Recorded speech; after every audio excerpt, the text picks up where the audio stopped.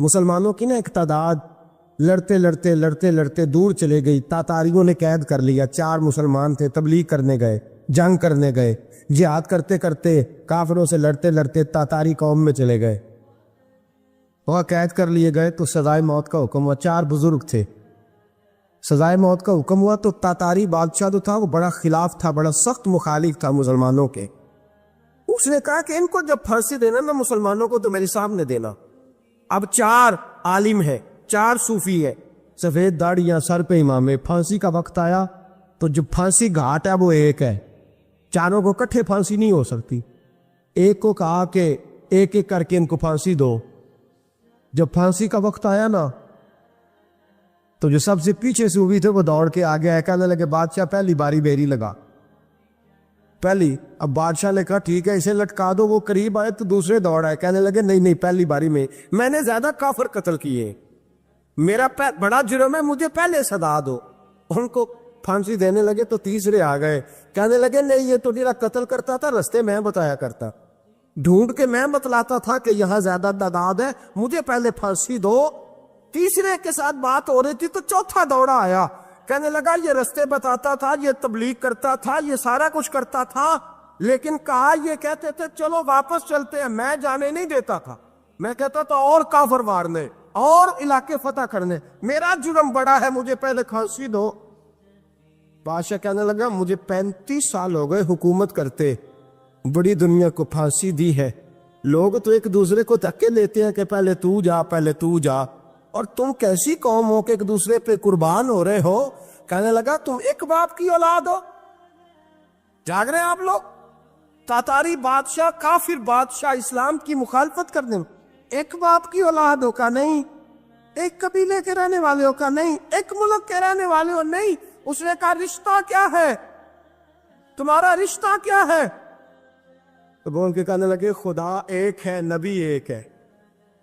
خدا ایک ہے اور نبی منفعت ایک ہے. اس قوم کی نقصان بھی ایک ہی, سب کا نبی اللہ بھی, قرآن بھی ایک. کیا ہی اچھا تھا ہوتے اگر مسلمان بھی ایک, یوں تو سید بھی ہو, مرزا بھی ہو, افغان بھی ہو, تم سبھی کچھ ہو, بتاؤ کہ مسلمان بھی ہو. فرمایا ہمارا اللہ ایک ہے, نبی ایک ہے. تو کہا پھر ایک دوسرے پہ جان کیوں دیتے ہو؟ فرمایا ہمارے نبی نے ہمیں بھائی بھائی بنا دیا ہے. بھائی کا دل نہیں کرتا اس کی آنکھوں کے سامنے بھائی چلا جائے, ہمارا دل نہیں کرتا پہلے مجھے دے پہلے مجھے دے. بادشاہ کہنے لگا تمہارا جذبہ مجھے متاثر کر گیا, جاؤ میں تم چاروں کو آزاد کرتا ہوں, تمہیں آزاد کرتا ہوں. میرے دوستو یہ رنگ تھا, دیکھیں نا, یہ اس ترتیب نظام دیکھا نا, اس فلک میں پہلی بار دیکھا, اس زمین نے پہلی بار. اور میرے حضرت صاحب فرمایا کرتے تھے زمین تڑپ کے روئی, اس نے پہلی دفعہ دیکھا. حضرت ابو عبیدہ بن جراح نے میدان بدر کے اندر جب جنگ کا تبل بجا, حالات بگڑے, جناب ابو عبیدہ بن جراح کہتے ہیں تاریخ نے ایک عجیب موڑ پہ مجھے لا کے کھڑا کیا. آپ فرماتے ہیں میرے لیے اللہ نے جو آزمائش رکھی وہ سب سے بڑی رکھی. فرمانے لگے جب میں میدان میں نکلا تو کافروں نے میرے سامنے جس کو لا کے کھڑا کیا وہ میرا سگا باپ تھا. اب فرماتے ہیں اب مشکل بن گئی. عشق تیاگ دومی ایک برابر, تے عشق دا سیک بدھیرا, اگ تے ساڑے ککھ تے کانے, تے عشق ساڑے تن میرا. تے اگ دا دارو می تے پانی, کوئی دسے ہے عشق دا دارو کیڑا. بلے شاہ تھے کچھ بھی نہیں بچدا جتھے عشق ہوران دا ڈیرا.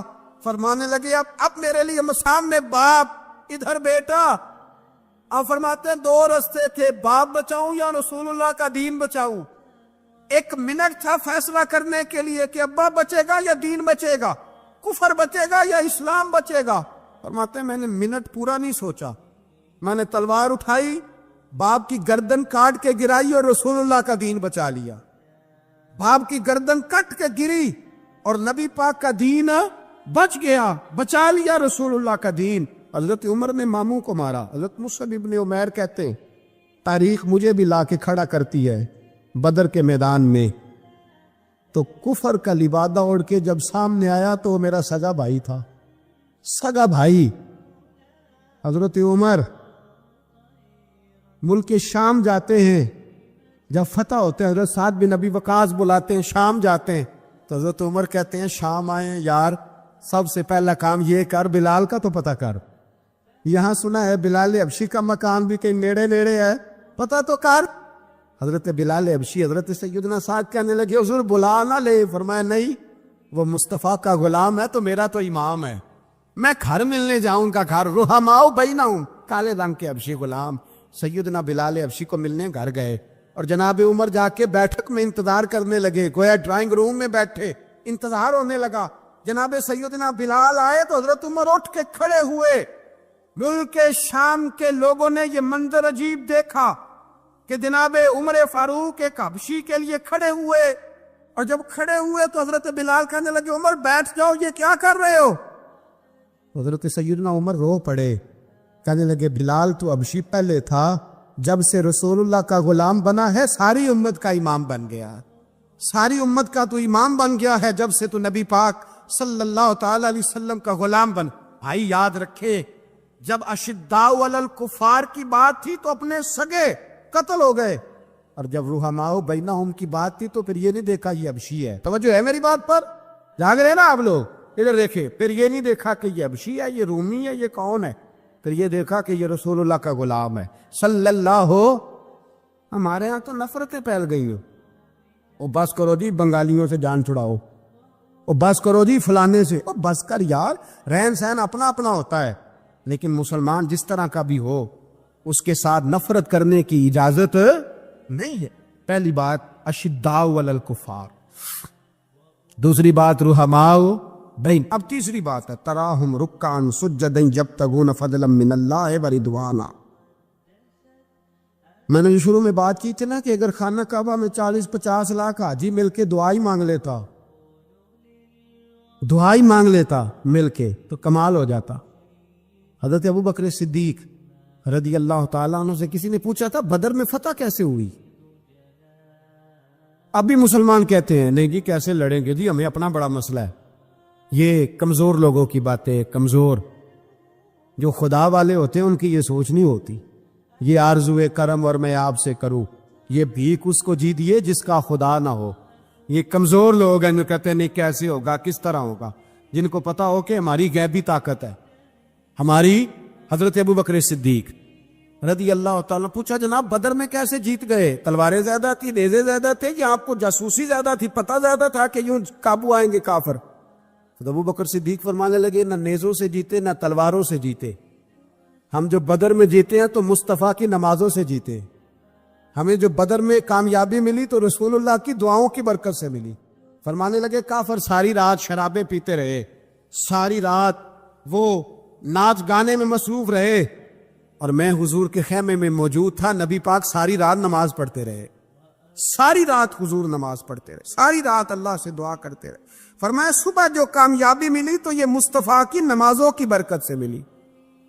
ایک بزرگ کی میں بات سن رہا تھا، وہ کہہ رہے تھے اب نمازیں عبادتیں ریاضتیں بعد میں کرنا، پہلے جہاد کرو۔ کہہ رہے تھے اب نکل کر خانقاہوں سے ادا کر رسم شبیری، عبادتیں ریاضتیں تلاوتیں درود بعد میں ہوگا، پہلے جہاد۔ تو میں نے کہا صاحب عبادتیں تلاوتیں درود ہو کہاں رہا ہے، پہلے وہ جگہ تو بتائیں۔ خانقاہوں پہ تو عرس ہو رہا ہے، سال کے بعد ڈھول لگ رہا ہے۔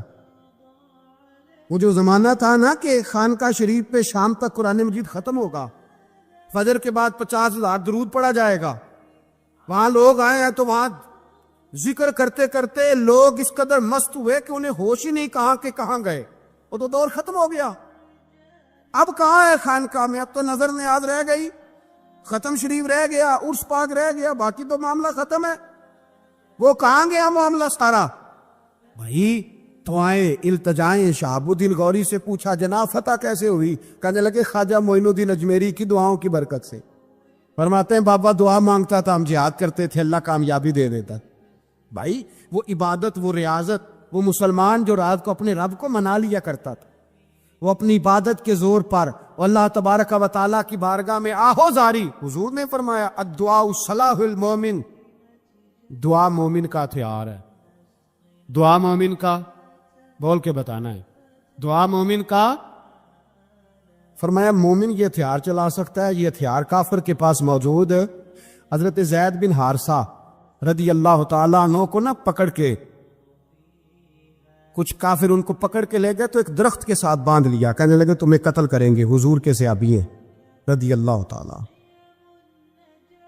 جب کافر آپ کو قتل کرنے لگا نا تو انہوں نے درخت کے ساتھ اچھی طریقے سے ٹانگیں باندھ لی، ہاتھ باندھ لیے، گردن باندھ لی، کہنے لگا بلا اپنے رب کو۔ تو حضرت زید رضی اللہ تعالیٰ عنہ فرمانے لگے میں تو شہید ہونے کو تیار تھا، لیکن تو نے آزمانے کا پروگرام بنایا تو ٹھیک ہے، میں پھر بلانے لگا ہوں اپنے رب کی مدد کو، اے اللہ مدد فرما۔ اس نے اتنی دیر میں تلوار نیام سے نکال لی، اے اللہ مدد فرما۔ اس نے جب تک دونوں ہاتھوں میں تلوار سونت لی، اے اللہ مدد فرما۔ جب تیسری بار آپ نے یہ کہا تو اس نے تلوار اٹھائی، کہا اللہ مدد فرما۔ حضرت زید رضی اللہ تعالیٰ عنہ کہتے ہیں جب چوتھی بار میری زبان سے لفظ نکلے، کافر کے ہاتھ میں تلوار تھی پر گردن بھی اس کی کٹ کے نیچے گر گئی، کہ گردن کٹ کے اسی وقت نیچے گری۔ مجھے کسی نے کھولا، نہ مارنے والا نظر آیا، نہ گردن کاٹنے والا نظر آیا، نہ مجھے کھولنے والا۔ تو میں نے کہا آنے والے تو بتا تو سوئی تو کون ہے؟ تو کہنے لگے میں جبریل امین ہوں، میں جبریل امین ہوں، میں جبریل، مجھے دشمنوں نہ چھیڑو، میرا ہے کوئی جہاں میں، مجھے دشمنوں نہ چھیڑو، میرا ہے کوئی جہاں میں ابھی پکار لوں گا، نہیں دور ہے مدینہ۔ کہا جب تو نے، حضرت جبریل کہنے لگے جب تو نے پہلی دفعہ کہا نا اللہ مدد فرما تو میں سدرۃ المنتہا پہ تھا، مجھے حکم ہوا جبریل دیر نہ کرنا۔ فرماتے ہیں جب دوسری دفعہ تو نے کہا نا اللہ مدد فرما تو میں 7ویں آسمان پہ تھا، اور جب تیسری دفعہ کہا مدد فرما تو میں پہلے آسمان پہ تھا، اور فرمایا جب تو نے کہا چوتھی دفعہ اللہ مدد فرما تو میں تیرے سرانے کھڑا تھا، میں تیرے سرانے۔ تو بھائی اب تو اجتماعی دعا بھی نہیں رہی ہماری، اب تو یہ والا سوتا بھی، لیکن اکبر الآبادی نے کہا تھا مصیبت میں بھی اب یاد خدا ہم کو نہیں آتی، دعا منہ سے نہ نکلی جیبوں سے عرضیاں نکلی۔ اب بھی ہم کہتے ہیں کریں گے بات، سفیر کو بلائیں گے، ہم نے کہا ہے اس کو، تو مان جائے گا وہ آپ کی بات؟ وہ بچے کاٹ رہا ہے تو اس کو گھر بلا رہا ہے۔ ابھی تک ایک اتنا سا سٹینڈ کہ ان کا جو دفتر ہے سفارت خانہ وہ بند کر دیا جائے، اتنی بھی توفیق نہیں ہوئی۔ کہتے ہیں ٹھیک ہے شور شروع ہو رہا ہے بس چپ کر دیں گے سارے۔ خدا را خواب غفلت سے اٹھو، بیداری حاصل کرو، اور کچھ نہیں ہو سکتا تو کھل کے دعا تو مانگو ان کے لیے دعا تو مانگو۔ اللہ بڑا کریم ہے، وہ جب مدد کرنے پہ آتا ہے تو پھر بڑے بڑے کافروں کے مقابلے میں اپنے بندوں کی مدد فرماتا ہے۔ اور میں یہ پیغام دینا چاہتا ہوں عالم کفر کو بھی، یاد رکھے رب کریم جب مدد کرنے پہ آئے تو اکیلے حضرت ابراہیم اور ایک طرف پوری ملت ہو تو اللہ اپنے خلیل کو بچا لیا کرتا ہے۔ رب کریم کی رحمت کاملہ جب فیصلہ کر لیتی ہے تو پھر نمرود جیسے سپر پاور طاقت کو رب کریم مچھر سے مروا دیا کرتا ہے۔ اللہ تبارک و تعالی، یہ تو مسلمان کا دعا والا سوتا ہی وہ نکل کر خانقاہوں سے ادا کر رسم شبیری، یہ تو تب ہوگا جب خانقاہ کے اندر کوئی ذکر فکر عبادت ہو رہی ہو، اور جب وہاں حال ہی کوئی نہیں، وہاں تو رقص و سرور ہے، وہاں تو بات جھوٹی تعریفیں ہیں، ہر آدمی نے ایک بندہ ساتھ رکھا ہوا ہے تعریفیں کرنے کرانے والا، وہ تو معاملہ ہی اور ہو گیا ہے۔ حضرت سیدنا مولا علی شیر خدا کرم اللہ تعالیٰ وجہہ الکریم ساری زندگی کہتے رہے اللہ علی نے میدان میں عمر گزاری ہے، اسے شہادت کی موت عطا فرما۔ او بھائی یہ تو شہادتیں مانگنے والے۔ حضرت امام حسین میدان کربلا میں کھڑے تھے، شمر کہنے لگا حسین تیری چاروں جانب موت ہے، تو آپ فرمانے لگے تجھے ابھی ہمارا پتہ ہی نہیں، موت سے تو ہمارا پیار چلتا ہے، اور فرمایا یہ شہادت تو ہمارا پیچھا کرتی ہے، پہنچ جاتی ہے جہاں ہم ہوتے ہیں، موت سے ڈرا رہا ہے۔ مسلمان کا مرنے کو دل نہیں کرتا، ورنہ وہ اتنی بڑی کوٹھی میں کون رہے گا؟ مرنے کو دل اس لیے نہیں کرتا کہ وہ جو 6 کروڑ 10 کروڑ ڈالر لوٹ کے رکھے ہیں مر گئے تو کھائے گا کون؟ وہ فقیر فاقہ مست تھے، ان کا گھر ہی کوئی نہیں تھا، ان کے بینک بیلنس ہی کوئی نہیں تھے، وہ کہتے تھے گھر ہمارا ہے وہ جو ہمارے رب نے تیار کیا ہوا ہے، ہمارا بینک بیلنس ہے وہ جو ہمیں جنت میں جا کے ملے گا۔ ان کا تو یہ کھاتا ہی کوئی نہیں تھا، اس لیے وہ شہادت کی۔ حضرت عمر بن جموح رضی اللہ تعالیٰ عنہ میدان احد میں 4 بیٹے لے کے آئے۔ کتنے بیٹے؟ بول کے بتائے۔ 4 بیٹے لے کے عمر بن جموع آئے اور خود ایک ٹانگ سے لنگڑے سے آپ بھی ہیں, ٹانگ چھوٹی ہے. حضور کے سامنے کھڑے ہوئے کہا محبوبہ میرے 4 ہی تھے, میں 4 لے آیا ہوں, قبول کر لے. تو حضور نے فرمایا تو کیوں تلوار اوڑے آیا ہے, یہ تو نے کیوں گلے میں اسلحہ ڈالا ہوا ہے؟ کہا یا رسول اللہ میں نے بھی تو جانا ہے نا. تو حضور نے فرمایا 4 بیٹے جو ہیں. تو حضرت عمر بن جموع نے بات کی, صحابہ کہتے ہیں ہم لبوں سے مسکرا رہے تھے, آنکھوں سے رو رہے تھے. کیا عجیب انداز ہے. حضور نے فرمایا عمر 4 بیٹے جو آ گئے تو تو رہنے دے. تو حضرت عمر رو پڑے, کہنے لگے محبوبہ کیا لنگڑے جنت میں نہیں جائیں گے؟ کیا حضور میں لنگڑا ہوں تو میرے لیے جنت کوئی نہیں؟ میرے حبیب پاک سید عالم صلی اللہ علیہ وسلم نے فرمایا عمر تو ضرور جنت میں جائے گا. کہا محبوبہ پھر بچے بعد میں جائیں گے, میں پہلے میدان میں جاؤں گا. مسلمان کی سوچ کے خلاف ہے یہ بات, یہ قرآن کی فکر کے خلاف ہے کہ اپنی فکر کرو.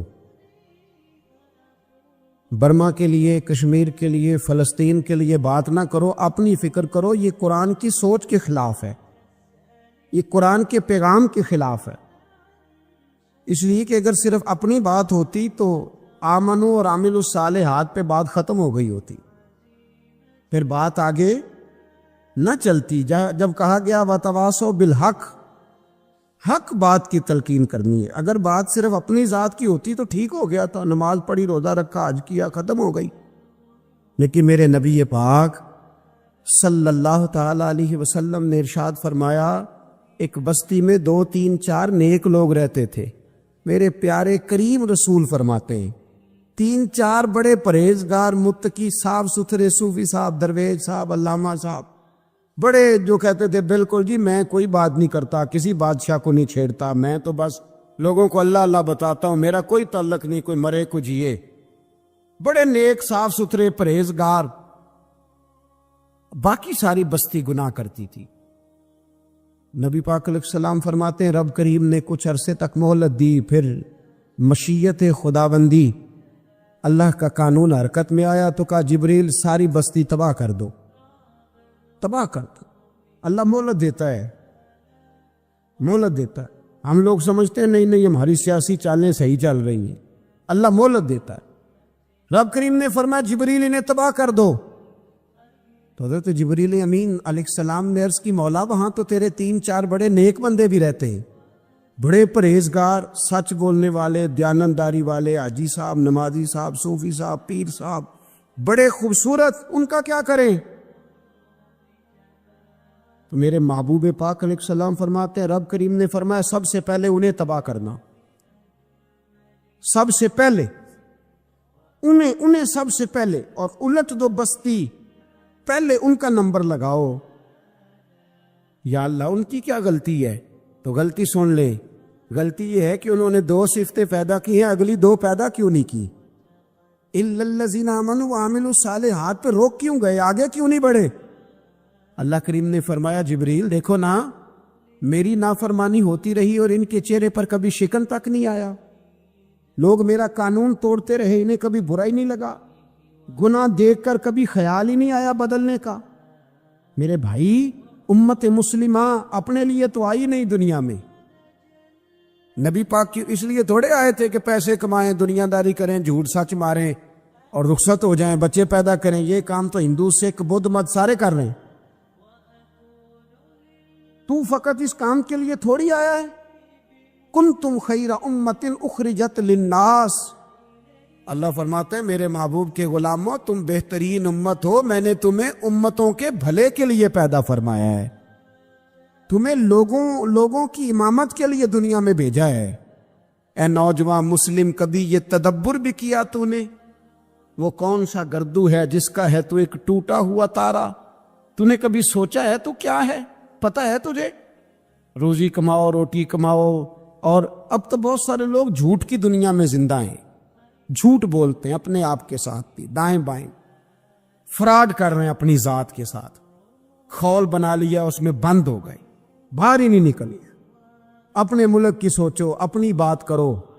علامہ اقبال نے پتہ کیا کہا تھا؟ اقبال نے, یہ سنو جو لوگ کہتے ہیں پہلے پاکستان, برما کے مسلمان بعد میں کشمیر کے مسلمان, پہلے سنو اقبال کیا کہتے ہیں. اقبال کہنے لگے ان تازہ خداؤں میں بڑا سب سے وطن ہے, ان تازہ خداؤں میں بڑا کون؟ وطن کی محبت ایمان کا حصہ، اس میں شک نہیں، لیکن اگر اسلام سے پہلے وطن آ گیا تو اقبال کہتے ہیں ان تازہ خداؤں میں بڑا سب سے وطن ہے، اور جو پیرہن اس کا ہے وہ مذہب کا کفن ہے۔ فرماتے ہیں جو وطن اوڑھ لیتا ہے اس نے اپنے مذہب کو دفن کر دیا۔ سب سے پہلے پاکستان نہیں، سب سے پہلے رسول اللہ کا دین ہے، سب سے پہلے قرآن ہے، سب سے پہلے نبی پاک کا فرمان ہے، سب سے پہلے امت مسلمہ ہے۔ ان تازہ خداؤں میں بڑا سب سے وطن ہے، جو پیرہن اس کا ہے وہ مذہب کا کفن ہے۔ اور اقبال کہنے لگے قوم مذہب سے ہے، مذہب جو نہیں تم بھی نہیں۔ قوم مذہب سے ہے، مذہب جو نہیں، کوئی نہیں سمجھ آ رہی آپ کو میری بات؟ قوم کس سے ہے؟ پاکستانی ہونے سے، پنجابی ہونے سے، سندھی بلوچی پٹھان ہونے سے؟ نہ، قوم مذہب سے ہے، اور مذہب جو نہیں تم بھی نہیں۔ یہ کیسے ہو سکتا ہے کہ مذہب نہ ہو اور بندہ زندہ رہے؟ یہ کیسے ہو سکتا ہے بھائی؟ کافر نے اصل میں جاگ ہی نہیں رہا، میں جاگتا ہی نہیں، میں جیب کی سوچتا ہوں، مسجد کی سوچتا ہوں، خانقاہ کی سوچتا ہوں، مدرسے کی سوچتا ہوں، دکان کی، سارا دن تو اس چکر میں لگا رہتا ہوں لوگوں کو ثابت کرنے میں کہ میں صحیح ہوں باقی غلط ہے۔ میں تو اپنی ذات کے خول سے اٹھ ہی نہیں رہا، اور مجھے یہ اندازہ ہی نہیں کہ لیبیا سارا کٹ گیا، مصر کے ٹکڑے ٹکڑے ہو گئے، مجھے پتہ ہی نہیں کہ شام، جس کے بارے میں میرے نبی پاک علیہ السلام نے فرمایا مکے اور مدینے کے بعد اللہ نے سب سے زیادہ برکتیں ملک شام میں رکھی ہے، اور حضور نے فرمایا جس نے ہجرت کرنی ہو وہ شام جائے۔ اتنا اعلیٰ ملک سارا کٹ گیا، 4,000 لوگ ایک دن میں قتل ہو گئے، پر میرا گھر آباد ہے نا، کوئی حرج نہیں، وہ کٹتے ہیں تو وہ دور ہیں، کٹتے رہے۔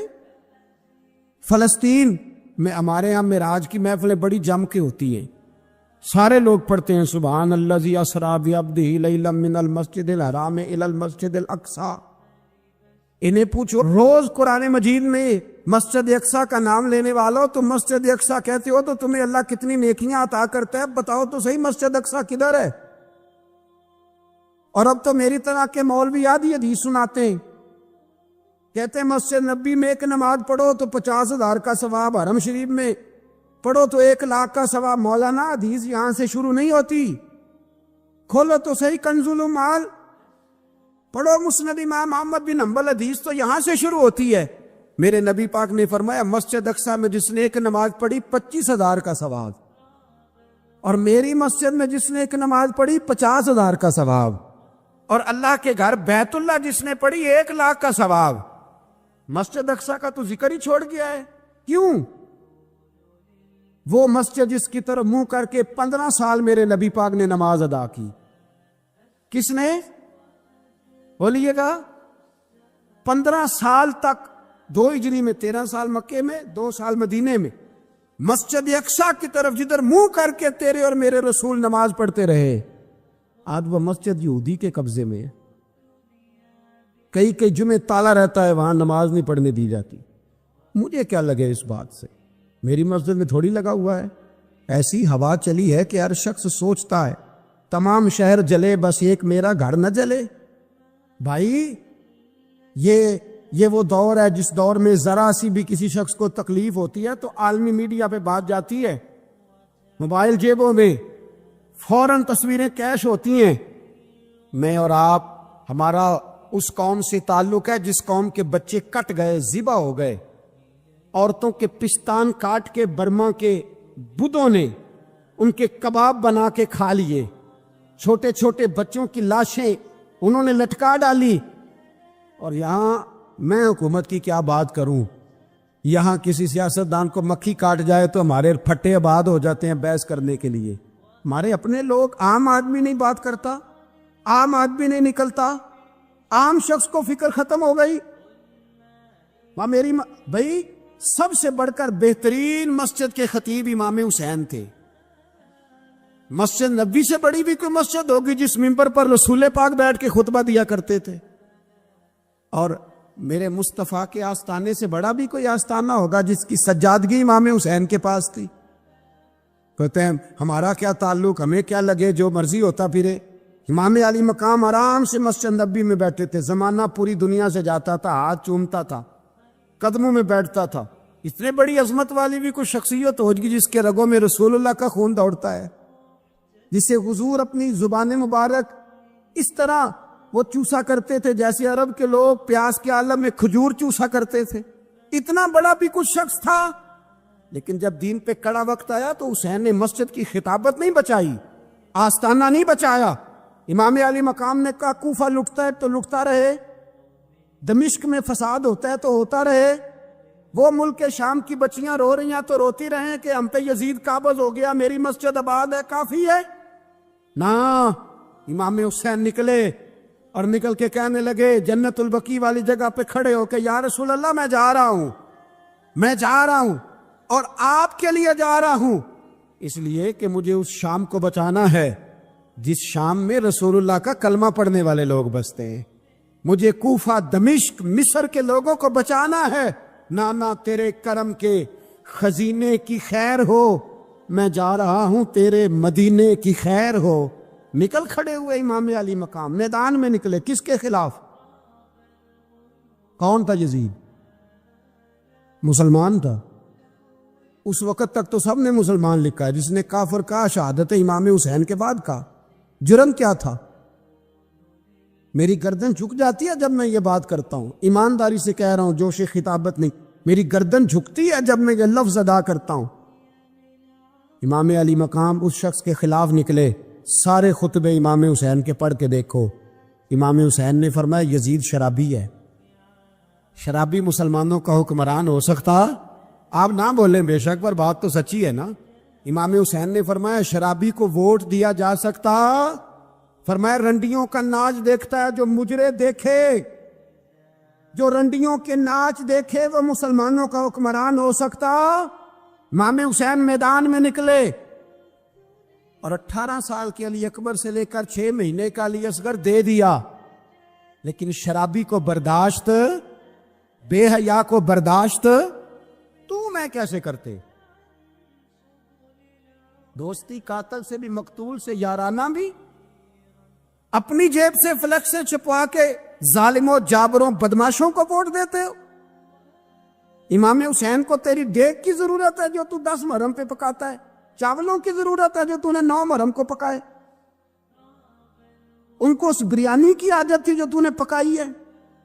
میرے گھر میں فلاں MNA MPA صاحب آ گئے تھے، امام حسین کے گھر کے اندر یزید نے پیغام بھیجا، اس نے کہا جیسے کہو گے کر لوں گا، جتنے پیسے کہو گے دے دوں گا، جتنی مسجدیں کہو گے بنوا دوں گا، جتنے ادارے کہو گے تعمیر ہو جائے، مجھے نہ چھیڑو۔ آپ نے فرمایا نا، مسجد مدرسے اس وقت آباد رہتے ہیں جب حکمران صحیح ہوتے ہیں، اور جب حکومتیں غلط ہوتی ہیں تو پھر مساجد آباد۔ اور آج دین نبی دا وانگ یتیمہ رووے تے کرلاوے تے آکھے میں کتھوں لبا عمر بہادر، میں کتھوں لبا عمر بہادر جڑا مینوں سینے لاوے۔ امام راضی کہتے ہیں کہ سیدہ فاطمہ الزہرا رضی اللہ تعالی عنہ کے دونوں شہزادے حسنین کریمین بیمار ہو گئے تو سیدہ نے منت مانگی کہ بچوں کو شفا ہوگی تو 3 روزے رکھوں گی۔ شفا ہو گئی، روزے بھی رکھ لیے۔ اور جب مولا علی شیر خدا روزہ رکھنے کے لیے بیدار ہوئے، سیدہ فاطمہ الزہرا بیدار ہوئی تو امام حسن اور حسین بھی اٹھ گئے۔ 7-8 سال کی عمر ہے، اماں جی ہم نے بھی رکھنا ہے۔ صبح کھجور اور دودھ سے روزہ رکھ لیا گیا۔ این افطاری کے وقت مولا علی کہتے ہیں فاقے چل رہے تھے، کہیں سے میں جون لایا تھوڑے سے، سیدہ فاطمہ الزہرا نے پیس کر روٹیاں پکائیں۔ وہ وقت جو بڑا مشکل ہوتا ہے افطار کا، کہتے ہیں اس وقت جب کھانے کے لیے بالکل ہاتھ آگے بڑھنے لگے اور امید تھی کہ ابھی سیدنا بلال اللہ اکبر کہیں گے تو روزہ کھلے گا، لیکن ابھی چند ہی منٹ رہتے تھے کہ دروازے پر ایک فقیر نے صدا دی، کہنے لگا سارے مدینے کے دروازے کھٹکھٹا آیا ہوں، قحط ہے، فاقہ ہے، اے رسول اللہ کے خاندان والو، میں یتیم ہوں، کسی نے بتایا ہے کہ اور کوئی دروازہ کھلے نہ کھلے سیدہ کا دروازہ تیرے لیے ضرور کھلے گا، کیا یتیم کو روٹی ملے گی؟ تو حضرت مولا علی نے بچوں کی طرف دیکھا ہی تھا کہ امام حسن ساری روٹیاں جا کے دروازے پہ دے آئے۔ کھجور اور پانی سے افطار ہو گیا. صبح پھر کھجور اور دودھ سے روزہ رکھا. امام راضی کہتے ہیں این وہ وقت جب افطار کا ٹائم آیا تو پھر دروازے پہ کسی نے صدا دی. کہا رسول اللہ کے خاندان والوں میں مسکین ہوں, رات سے روٹی کھائی ہے, نہ صبح کھا سکا نہ دوپہر.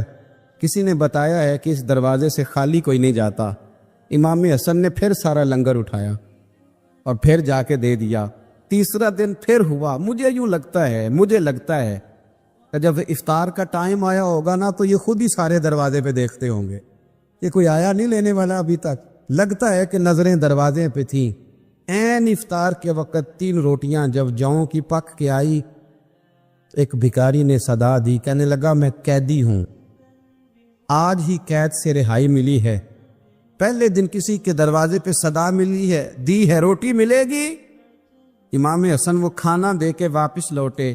کھجور اور پانی سے افطار ہوا اور جیسے ہی مسجد نبوی میں تینوں باپ بیٹا نماز پڑھنے گئے تو مولا علی کہتے مجھے بتانا نہیں پڑا. رسول کریم نے میری طرف دیکھ کے فرمایا علی تیرا, فاطمہ کا, حسن اور حسین کا 3 دن والا عمل خدا کو بھی بڑا پسند آیا ہے اور محمد مصطفیٰ کو بھی بڑا پسند آیا ہے. وہ بڑا پسندیدہ عمل. میں کہتا ہوں کہ حضرت فاطمہ نے نا ان کی تربیت پہلے ہی کر دی تھی. 3 دن بغیر افطار کے روزہ رکھنے, وہ ٹریننگ گھر سے ہو چکی تھی. اب میدان کربلا میں 3 دن بھوکا پیاسا رہنا ان کے لیے مشکل نہیں تھا. حضرت جناب سیدہ زینب بنت ابی رافع کہتی ہیں کہ سیدہ فاطمہ الزہرا ایک دن اپنے دونوں شہزادوں کو لے کے, جب حضور کی طبیعت مبارک بظاہر علیل تھی جس میں حضور کا وصال ہوا, دونوں شہزادے لے کے سیدہ فاطمہ نبی کریم کی بارگاہ میں گئی. کہنے لگی یا رسول اللہ میرے بچوں کو کچھ دیجئے. سیدہ پاک تو حضور اٹھ کے بیٹھ گئے. اس کندھے سے امام حسن کو لگایا اور اس سے امام حسین کو لگایا اور فرمایا فاطمہ یہ جو میرا حسن ہے نا اس کو میں اپنی ہیبت اور سرداری دیتا ہوں, اور فرمایا یہ جو میرا حسین ہے نا حسین کو میں اپنی جرت اور سخاوت دیتا ہوں. میرا حسین جرت مند ہوگا اور سخی ہوگا. داتا گانج بخش علی حجویری, امام الاولیاء, سید الاسفیاء, داتا صاحب کشف المعجوب میں فرماتے ایک دن نا امام حسین کے پاس ایک شخص آیا بڑی دور سے کچھ مانگنے کا, حضور کچھ دیجئے. وہ شخص کہتا ہے کہ میرا ظرف یہ تھا کہ 4-5 دینار ملیں گے. تو امام حسین فرمانے لگے تھوڑی دیر بیٹھ جا, رزق آ رہا ہے. تو امام حسین کو حکومت وقت کی طرف سے نا 5 تھیلیاں ملی جس میں ایک تھیلی میں 500 اشرفیاں تھی. 5 تھیلیاں آئیں لیکن اس کو آنے میں نا ذرا دیر ہو گئی. وہ 5 تھیلیاں جب آئی نا تو امام حسین اس کی طرف 5 تھیلیاں بڑھا کے نا, ذرا دیکھنا میری طرف غور سے, 5 تھیلیاں بڑھا کے نا تو فرمانے لگے میاں جتنا تجھے انتظار کرایا نا اتنی ہم تیری حاجت پوری نہیں کر سکے. تو یہ نہ محسوس کرنا کہ حسین کے دروازے پہ بیٹھا بھی رہا ہوں تو ملا کیا ہے. یہ نہ محسوس کرنا. وہ شخص کہتا ہے جب میں نے وہ تھیلیاں کھولی اور پھر میری نظر امام حسین پہ پڑی تو میرے اندر سے آواز آئی اگر حسین ابن علی اتنے سخی ہیں تو محمد عربی کتنے سخی ہو. اگر یہ معیار ان کا ہے, ان کا یہ معیار ہے, اور خود بھیک دیں خود ہی کہیں منگتے کا بھلا ہو. خود کہنے لگے جتنا انتظار کرایا ہے اتنی تیری مدد کر سکے. یہ سخاوت کا معیار تھا, یہ طریقہ تھا. ایک دفعہ سیدنا امام حسین رضی اللہ تعالیٰ عنہ کے گھر کے اندر نا 5000 دینار آئے.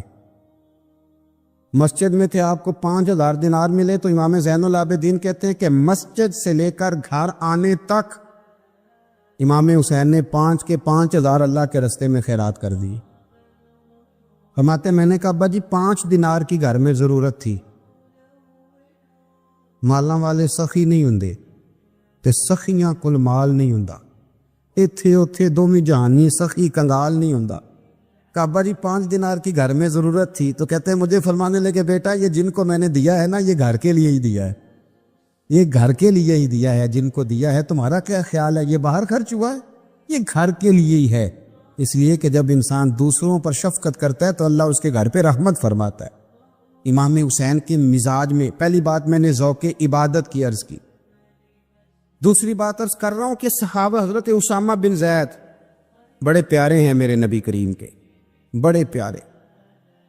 حضرت اسامہ بن زید کے بارے میں سیدہ عائشہ صدیقہ فرماتی ہیں ان کے ناک سے اگر ریٹھ نکلتی تھی تو اللہ کے رسول اپنے دستے مبارک سے صاف کر دیتے تھے، اور سرکار فرماتے تھے کہ اگر اسامہ لڑکی ہوتا نا، ان کے غلام کے بیٹے تھے حضرت زید بن عامر، اگر یہ لڑکی ہوتا میں اسے زیور پہناتا۔ بڑے پیارے تھے، لیکن جب ان کا آخری وقت آیا نا تو 60,000 دینار کا قرضہ تھا۔ رشتہ داروں سے کہا، دوستوں سے کہا، یاروں سے کہا، پر قرض ادا نہیں ہو رہا تھا۔ حضرت اسامہ بن زید کہتے ہیں بڑا پریشان تھا۔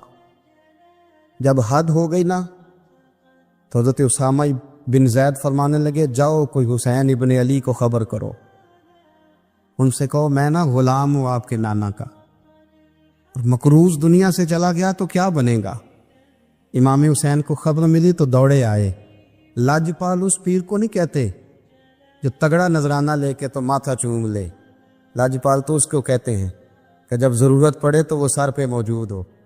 حضرت سیدنا امام حسین تشریف لائے تو جناب اسامہ بن زید رو پڑے، کہنے لگے حضور میں نے نا غلامی کی ہے آپ کے نانا کی، اور اس غلامی پہ ناز ہے، اب 60,000 دینار کا قرضہ لے کے دنیا سے جاؤں گا تو میری قبر پہ بوجھ رہے گا۔ امام حسین خادم کو بھی کہہ سکتے تھے جاؤ گھر پیسے پڑے ہیں لے آؤ، امام حسین خود گئے، چادر اوڑھ کے تو اس کی اوٹ میں بکل میں 60,000 دینار چھپا کے لائے، اور جناب اسامہ بن زید کے سامنے رکھ کے کہنے لگے اسامہ یار پیسے رات کو ہی آئے تھے، میں سوچ رہا تھا مجھے تو ضرورت نہیں، اللہ نے کس کا نصیب میرے گھر میں بھیج دیا، مجھے تو حاجت ہی نہیں تھی، اب پتہ چلا پیسے تیرے تھے، اللہ نے حسین کی ڈیوٹی لگائی ہے کہ جا کے دے آ۔ حضرت اسامہ بن زید رو پڑے، فرمانے لگے اللہ آپ کو بہترین صلہ عطا فرمائے۔ امام بڑا ہی پیار کرتے تھے۔ گھوڑے پہ جا رہے تھے، کچھ فقیر غریب لوگ بیٹھ کے روٹی کھا رہے تھے، کہاں رہے تھے؟ سڑک کے کنارے۔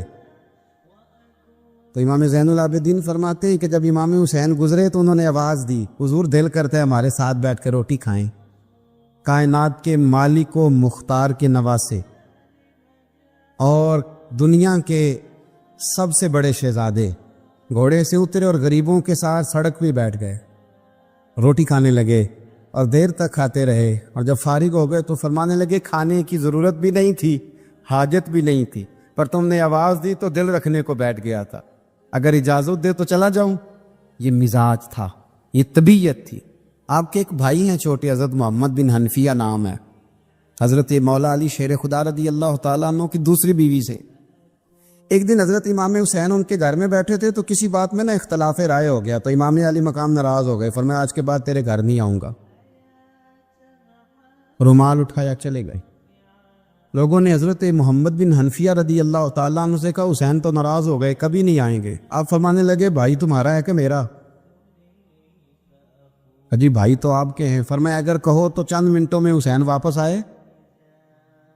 کہا جناب ناراضگی ہو گئی ہے۔ فرمایا ناراضگی ہوئی ہے پر میں اس کے دل کی نرمی کو تو جانتا ہوں نا، اس کے مزاج کے اندر جو محبت ہے اس سے تو ابھی آئے۔ کہا جناب وہ کیسے؟ فرمانے لگے دیکھنا ذرا۔ تو امام حسین نے خط لکھا، حضرت محمد بن حنفیہ نے رکا لکھا، کہنے لگے حسین میرے باپ کا نام بھی علی ہے اور آپ کے باپ کا نام بھی علی ہے، پر ایک فضیلت ایسی ہے جس میں میں آپ کا مقابلہ نہیں کر سکتا، وہ یہ ہے کہ آپ سیدہ فاطمہ الزہرا کے لال ہیں، آپ محمد مصطفیٰ علیہ السلام کے نواسے ہیں۔ کہنے لگے بھائی جان آپ نے نانا جان کی وہ حدیث تو سنی ہوگی کہ دو لوگ ناراض ہو جائیں تو جو صلح پہلے کرے جنت میں پہلے جائے گا۔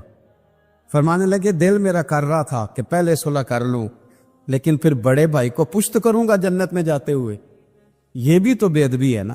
اب خط میں نے لکھ دیا ہے، آپ کا جو ارادہ ہو۔ امام حسین نے خط پڑھا تو آنکھوں میں آنسو آ گئے، پھر سے رومال اٹھایا۔ بچے پوچھنے لگے کہاں جا رہے ہیں؟ کہا بھائی کے گھر جا رہا۔ کہا آپ تو ناراض تھے۔ فرمایا تھا ناراض پر ہے تو میرا بھائی نا، ہو گئی بات ختم۔ بڑی دل میں نرمی، طبیعت میں سوز، لہجے میں گداز۔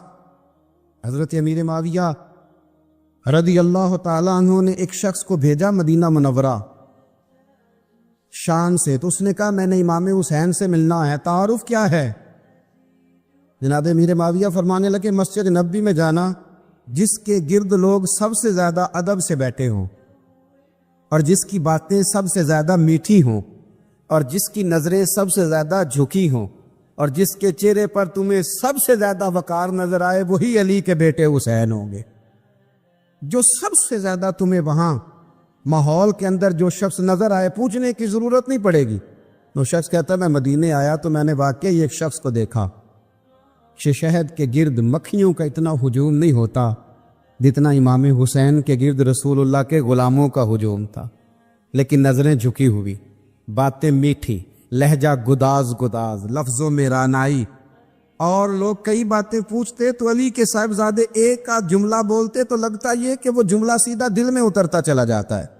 امام علی مقام کے کردار میں نا کچھ باتیں بڑی زیادہ تھیں، بہت زیادہ تھیں، بڑا حسن تھا۔ ایک بات تو یہ تھی امام حسین رضی اللہ تعالیٰ عنہ کا علم و فضل بڑا کمال کا تھا۔